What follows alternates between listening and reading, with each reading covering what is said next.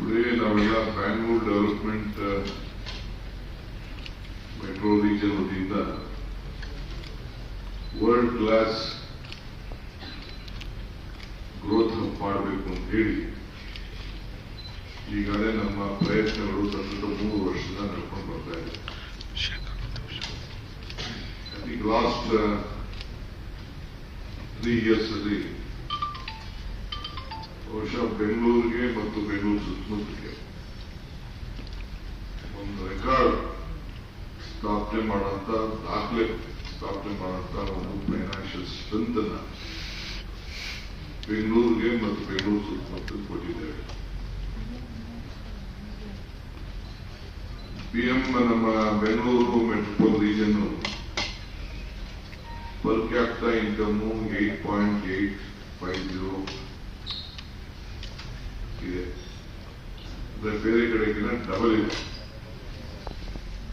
1.6 billion ಜನ ಈ 8,000 square ಕಿಲೋಮೀಟರ್ನಲ್ಲಿ ಇಲ್ಲಿ ಕಾಂಟ್ರಿಬ್ಯೂಟ್ ಮಾಡ್ತಾ ಇದ್ದಾರೆ. 43%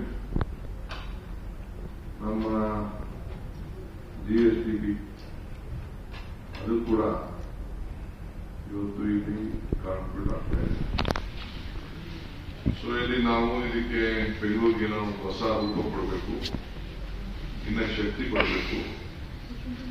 ಈಗಾಗಲೇ ನಾವು ಬೆಂಗಳೂರು ಈಗಾಗಲೇ 42% of the India software institute ಅಲ್ಲಿ ನಾವು ಸೆಂಟ್ರಲ್ ಗವರ್ಮೆಂಟ್ ಕಿಟಿಗೆ ಕೊಡ್ತಾ ಇದ್ದೇವೆ. ಈಗ 30% ಆಫ್ ದಿ ಇಂಡಿಯನ್ GCC ಅಲ್ಲೂ ಕೂಡ ಈಗ second world largest AI talent ಹಬ್ಗೆ ಕೂಡ ನಾವೀಗ ಶಕ್ತಿ ತುಂಬುತ್ತಾ ಇದ್ದೀವಿ. ಈ ಹಿನ್ನೆಲೆಯಲ್ಲಿ ಇವತ್ತು ನಾವು ಯಾವ ರೀತಿ ನಾವು ಮುಂದಕ್ಕೆ ಹೋಗಬೇಕು. ಬೆಂಗಳೂರು ನಗರಕ್ಕೆ 500 ವರ್ಷ ಆಗ್ತಾ ಇದೆ, 500 years. ಈ ಸಂದರ್ಭದಲ್ಲಿ ನಾವು 2032ಕ್ಕೆ ನಾವೀಗ 500 ವರ್ಷ ಮುಟ್ಟಿದ್ದಂಗೆನೆ ಎಕನಾಮಿಕ್ ಮಾಸ್ಟರ್ ಪ್ಲಾನ್ ನ ಯಾವ ರೀತಿ ನಾವು ಫಿಸಿಕಲ್ ಮಾಸ್ಟರ್ ಪ್ಲಾನ್ ಆಗಿ ಪರಿವರ್ತನೆ ಮಾಡಬೇಕು ಅಂತ ಹೇಳಿ ಬೆಂಗಳೂರು ಸಿಟಿ ರೀಜನ್ಗೆ ಚಿಂತನೆಯನ್ನ ಮಾಡ್ತಾ ಇದ್ದೀವಿ. ಈ ಹಿನ್ನೆಲೆಯಲ್ಲಿ ಈ ಬೆಂಗಳೂರು ನಗರಕ್ಕೆ ಹೊಸ ರೂಪ ಕೊಡಲಿಕ್ಕೆ ಎಲ್ಲರೂ ಕೂಡ ಈಗಾಗಲೇ ಚರ್ಚೆ ಮಾಡ್ತಾ ಇದ್ದೀವಿ.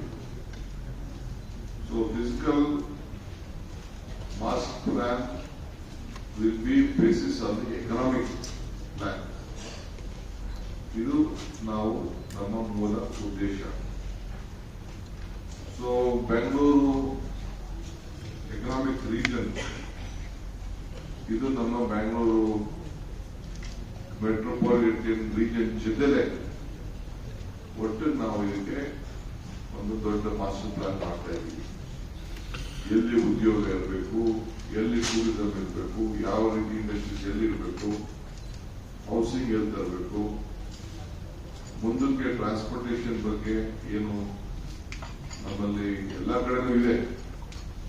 ಈ ನಮ್ಮ ಟ್ರಾಫಿಕ್ ಕಂಜೆಷನ್ ಬೆಂಗಳೂರು ಮಾತ್ರ ಇರಲ್ಲ. ಮುಂಬೈ ನೋಡಿದೀನಿ, ಕಲ್ಕಟ್ಟ ನೋಡಿದೀನಿ, ಚೆನ್ನೈ ನೋಡಿದೀನಿ, ಡೆಲ್ಲಿ ನೋಡಿದೀನಿ, ಹೈದರಾಬಾದ್ ನೋಡಿದೀನಿ. ನಮ್ಗೆಲ್ಲ ಜಾಸ್ತಿ ಇದೆ.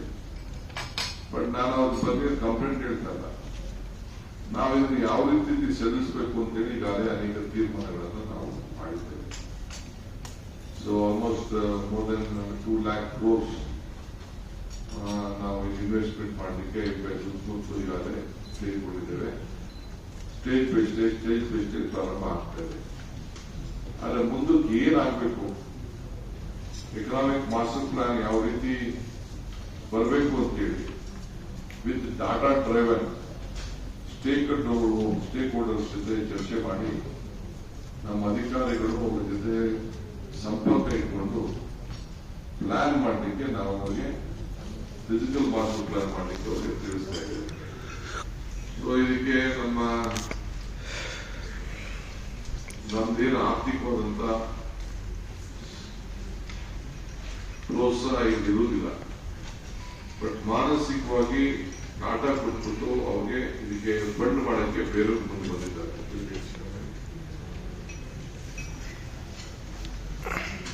ಇನ್ನು ನಮ್ಗೇನು ಹೊರೆ ಇಲ್ಲ. ಬಟ್ ಎಲ್ಲರೂ ಕೂಡ ಇಲ್ಲಿ GDP, ಜಾಬ್ ಸೆಕ್ಟರ್, ಇನ್ಫ್ರಾಸ್ಟ್ರಕ್ಚರ್ಗೆ ಬೆಂಚ್ ಮಾರ್ಕ್ ನ ಸೆಟ್ ಮಾಡಲಿಕ್ಕೆ ಇದು ನಾವು ಸಿದ್ಧತೆಯನ್ನು ನಾವು ಮಾಡ್ಕೊಳ್ತಾ ಇದ್ದೀವಿ.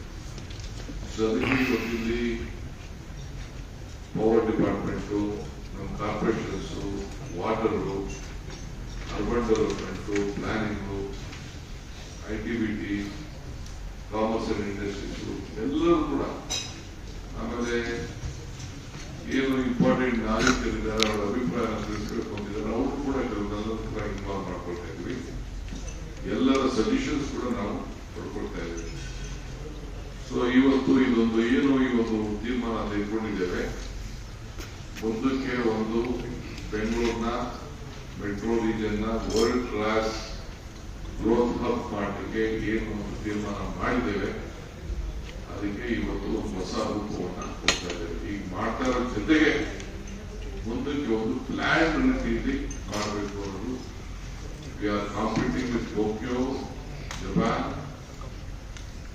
ಬೇರೆ ಬೇರೆ ಯಾವ್ದಾದ್ರು ಕೆಲವು ಇಂಟರ್ನ್ಯಾಷನಲ್ ಸಿಟೀಸ್ ಇದೆ, ಆ ಸಿಟೀಸ್ ಜೊತೆ ಮಾಡ್ತಾ ಇದ್ದೀವಿ. ಈಗ ನಮ್ಮ ಜೊತೆಯಲ್ಲಿ ಅಂಡರ್ಸ್ಟ್ಯಾಂಡಿಂಗ್ ಬರಲಿಕ್ಕೆ, ಒಡಂಬಡಿಕೆ ಮಾಡ್ಕೊಳ್ಳಿಕ್ಕೆ, ಅಗ್ರಿಮೆಂಟ್ ಮಾಡ್ಕೊಳ್ಳಿಕ್ಕೆ ಇವತ್ತು ಏನು ನಾವು ಇಲ್ಲಿ ಎಕ್ಸ್ಚೇಂಜ್ ಮಾಡ್ಕೊಂಡಿದ್ದೀವಿ. ಇವರಿಗಾಗಲೇ ಕೆಲವು ಬೆಂಗಳೂರಿನ ಭಾರತದ ಅನೇಕ ರಾಜ್ಯಗಳಲ್ಲಿ ಅವರು ಪ್ರಯತ್ನ ಮಾಡಿದ್ದಾರೆ, ಇನ್ಕ್ಲೂಡಿಂಗ್ ಮುಂಬೈ,